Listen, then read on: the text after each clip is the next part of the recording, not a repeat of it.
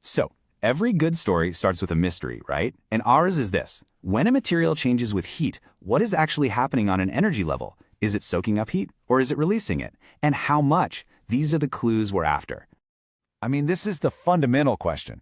It's not just about watching a number on a thermometer go up. It's about these energy transactions happening deep inside the material.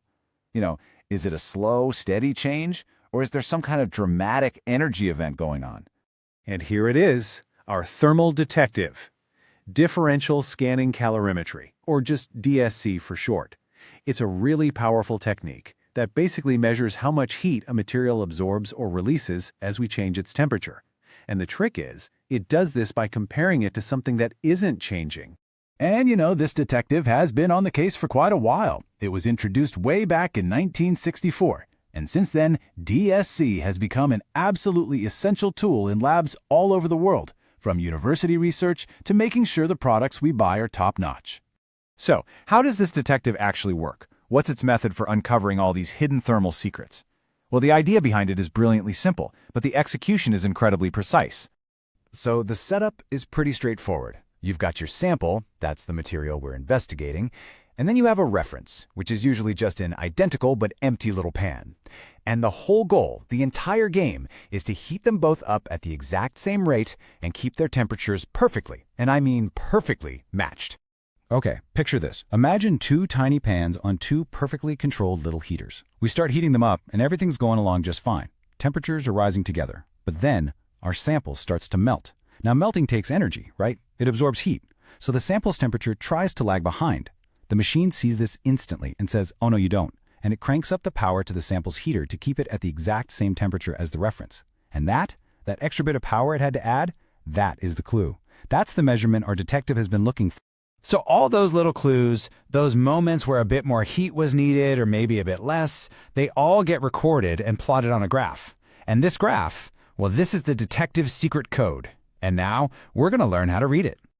This graph is called a DSC thermogram. It's pretty simple. Along the bottom, you have the temperature, and going up the side, you have heat flow, which is just that energy difference we were talking about. So when our sample needed more energy, like when it was melting, we see the line on the graph shoot up into a peak. This is what we call an endothermic change. The sample is absorbing heat from its surroundings. Think melting ice or boiling water. And, as you can probably guess, the opposite is also true. If the sample suddenly releases heat, like when a liquid cools down and crystallizes into a solid, that's an exothermic change. For a second, it actually gets hotter than the reference, so its heater needs less power, and we see that on the graph as a peak that goes down. The cool thing is, we can decode these peaks to get a ton of information. The direction, up or down, tells us if heat was absorbed or released. The height of the peak tells us how fast the reaction was happening. And the area underneath the peak, that tells us the total amount of energy that was involved in the change. It's a direct measurement of how much energy that whole process, like melting, really cost. It's a value scientists call enthalpy. All right, so we get the principle, and we know how to read the results. But let's take a quick peek at the hardware that makes it all happen. What's actually going on inside that box? Now, there are two main types of DSC machines out there. One uses a single furnace and measures the tiny temperature difference that develops between the sample and reference. The other, which is what we described in our analogy, uses two separate furnaces and measures the difference in power needed to keep them at the same temperature. But honestly, at the end of the day, they're both working on that same core principle, measuring the energy difference to find those thermal events. Okay, so this is all really cool science, but where does the rubber meet the road? Why does this actually matter? Well, let's move on and see how our thermal detective solves critical real-world problems every single day. In the world of medicine, DSC is an absolute game changer. It can spot even a tiny impurity in a drug just by looking at how it melts. That little change in a peak on a graph can be the difference between a pure, effective medicine and something that's contaminated. It also helps figure out a drug's shelf life, making sure the medicine you take is both safe and works the way it's supposed to.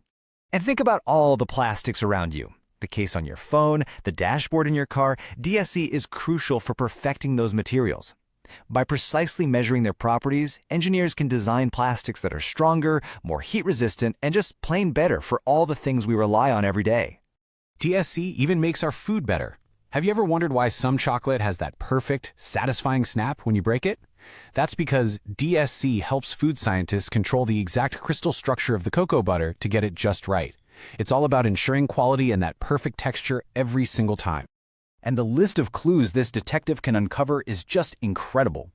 It can pinpoint something called a glass transition, find exact melting and boiling points, measure crystallization, determine the heat of a reaction, check thermal stability, verify the purity of a sample. It is an amazingly versatile and powerful tool.